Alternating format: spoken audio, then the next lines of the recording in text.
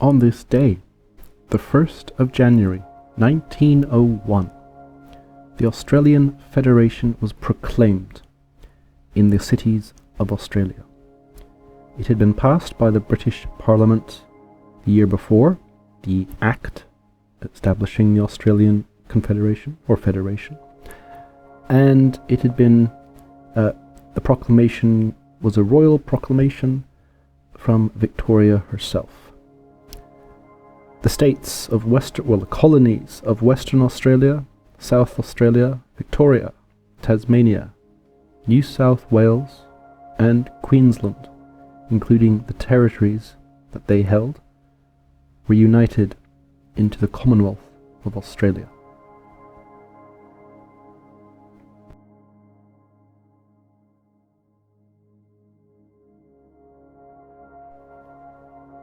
Australia's beginnings were not terribly auspicious. In 1788, the first fleet arrived in what is now Sydney, and they were there to set up a penal colony. But from that small penal colony, a tiny little dot on a continent the size of Europe, Australia grew and became something way more than a penal colony. By the time it had federated in 1901, almost 3.5 million people lived in Australia.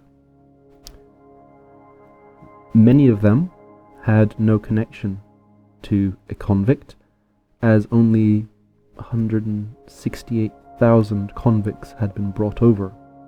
Many more free men had immigrated there because they had the opportunity for land, cheap or free land, the opportunity to get ahead in life, the opportunity to live in a society, in a country that wasn't as rigid with class as it was back home.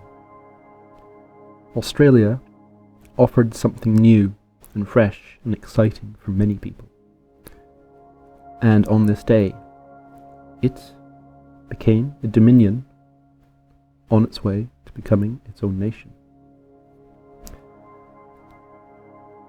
Back in 1842, as far back as that, the Colonial Secretary of New South Wales called for federation in the Assembly in Sydney. This wasn't taken seriously at the time. The colonies were still very young, and the populations probably weren't very big back then, looking at maybe a few 100,000 for all of Australia. This was followed, though, by the Governor of New South Wales, Charles Fitzroy. He actually asked the Colonial Office back in London if it would make sense to have one overarching federal authority controlling all of the colonies, because it would make sense in many ways. They share the same continent, and it would make more sense to have one authority controlling them all and standardizing things like interstate, intercolonial trade, roads, agriculture, tariffs, that sort of thing. Now, the Colonial Office didn't really take this seriously. It kind of went the way of the dodo. They forgot about it, and it got lost down someone's couch in the Colonial Office. It wasn't until the 1880s that a movement started within Australia that was started to call for a federal government. It took 20 years to actually get this going because the colonies were very jealous of their power. The colonial assemblies didn't want to give a federal authority much of their power. The colonial assemblies, in many ways, many of them had only been around for 20, 30 years. They didn't want to do themselves out of a job. There was also resentment, intercolonial resentment. Victorians didn't trust people from New South Wales. Tasmanians didn't trust mainlanders. Queenslanders thought everyone was laughing at them. Western Australia saw themselves as almost on a different world, considering that they were closer to Jakarta, well, Batavia at the time, and Singapore, than they were to Sydney or Auckland or Melbourne. So there was a lot of distrust and difference. And we can see this in most of the federations that were built. The same thing happened with Canada as well before 1867, when it became a confederation. The Prince Edward Island didn't want to join, and didn't join for a couple of years. Nova Scotia and New Brunswick were a bit tepid about the idea. They were happy to have some sort of agreement between those three maritime provinces, but with the massive province of Canada, they were afraid that they'd be drowned out. And so it took a while to convince everyone to jump into bed together. The same thing happened with the United States. They were all pulling in all different directions. That's why you have a Senate. That's why there's all these weird things like the Electoral College. It's to prevent large states from overpowering the small states. And obviously there was a civil war. And yes, it was about slavery, but states' rights were front and center as well. And this concerned many people in Australia. They saw what had happened 30 odd years, well, 80s, it would have been like 15 years ago the American Civil War ended. They would have seen the conflict and the division and the bloodshed, and they would have been concerned that too closely knit a country that could lead to war. They also had the example of Canada. However, at the beginning, Canada was very centralized. One of the people, I think Andrew Clark, called it Canada an amalgamation rather than a federation. And the reason Canada had become so centralized is because they had looked south to the United States. They had seen the Civil War, which had just ended, and they decided the best way to avoid that sort of division was to have a strong central government. What's funny is that Canada now is one of the loosest federations in the world, whereas Australia is one of the tightest and more centralized. There are many people in Australia now calling for the abolition of states, something you would never, no politician or reporter would dare say in Canada. There'd be protests all over Quebec and Alberta within 5 minutes. However, that's how things change over a century and a half. But at the time, the colonies in Australia were fiercely independent, and they wanted to keep their power as much as possible. So, Henry Parkes was the Premier of New South Wales, and he also held many other positions. And he was one of the men who helped push the Federation, or push the argument for Federation.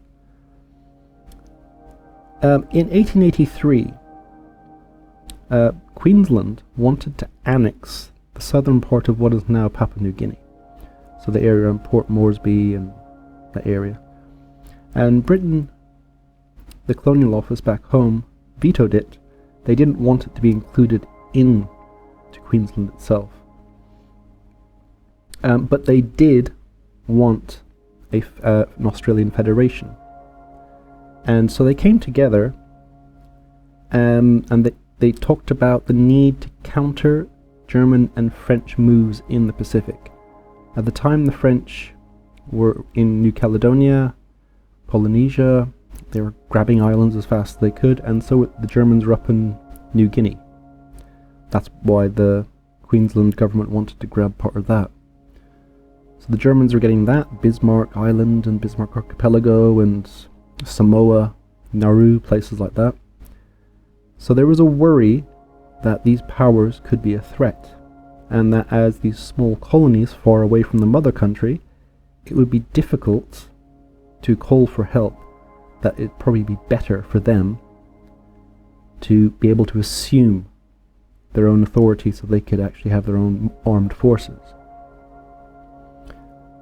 So they, at this meeting, decided to discuss the German and French threat, the trade and tariffs, which was a big thing, that was probably one of the big reasons why they came together, and Chinese immigration, which had gotten out of control, according to many people.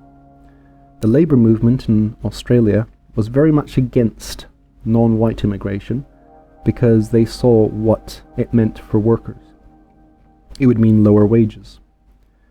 So one of the first things that Australia did when it became a federation, it enforced a strict white-only policy, which excluded people from like Samoa and Fiji, and also Chinese labourers, because they were being used by the large businesses to push down wages of locals and white immigrants from back home. So this was one of the big parts, big arguments, discussions that went on during negotiations. So they created eventually a federal council, which wasn't a federal government, but it was more like, I suppose, more like an EU sort of thing. People going to meetings, and ministers would go there, and they would agree to cooperate on certain things, certain policies like tariffs and railways and ports. However, New South Wales and New Zealand opted out of this, although Fiji was involved. So that would be interesting. Fiji is part of Australia. And also, most colonies were, as I said, were wary of losing their autonomy. However, Victoria was the most enthusiastic. They were thinking that they could probably make Melbourne the capital, considering it was the largest city at the time, and probably one of the grandest cities in Australia. And so finally, when they got to the negotiations to create a Commonwealth in Australia, all of the present states, plus New Zealand and Fiji, were invited, and they participated. However, New Zealand and Fiji were a bit cool on the idea. They said they probably wouldn't join because there wasn't a massive demand for it back home, but they were there to see what was going on and to negotiate the best deal they could. So that's how it got to the point of the negotiations. Now, in 1898 and 99, they had already decided what sort of form Australia would take. They modelled a lot of their constitution on the American Constitution, even though they had been worried about the Civil War before. So they had a Senate, which would have the same representation, and then they had the House of Representatives, which would be by population, but they would be a Westminster system, so the Prime Minister would be in charge, and then the Governor General would represent the monarch. So they had a referendum on this, and twice, over 1898 and 99. The first one failed in New South Wales, and so what they did was they decided that the states would be able to keep their taxing power for 10 years, and that the capital, the new capital, would be 100 miles from Sydney. So they were going to put it into the state of New South Wales. A bit of a sweetener for the voters. Before this, there were ideas of putting it on the border of Victoria and New South Wales, kind of like how Ottawa is on the border of Quebec and Ontario. But they decided that this was the way to get enough votes to get the referendum over the finishing line. And it worked. In 1899, the referendum passed. But all the states and the populations, they voted for it. Although New Zealand and Fiji stayed out, and Western Australia stayed out for 1 year, only joining a year later. So in 1900, the Commonwealth of Australia Constitution Act was passed by the British Parliament, and Queen Victoria gave it royal assent on the 9th of July 1900. And on the 1st of January, the Commonwealth of Australia was proclaimed.